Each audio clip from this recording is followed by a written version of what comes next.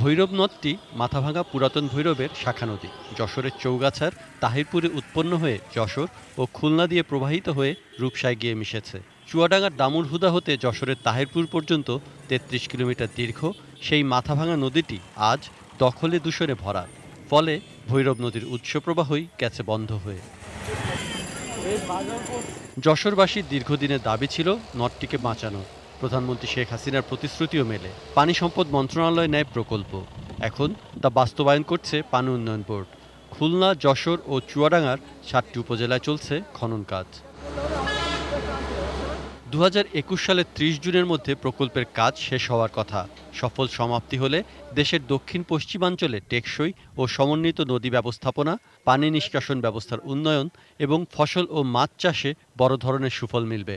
দ্রুত অবৈধ স্থাপনাগুলো উঠাই দিয়ে পারে নদীটা সুন্দর একটা পর্যটন ব্যবস্থা করে দিক।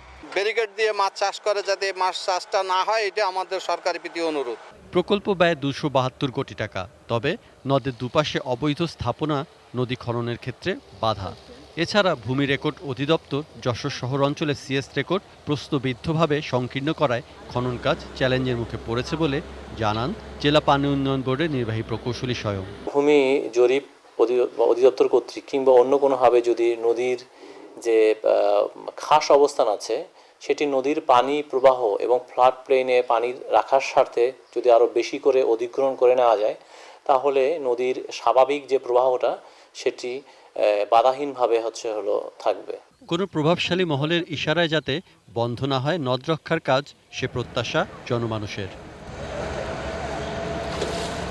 সৈকত Dasgupta, desk report, ATN news.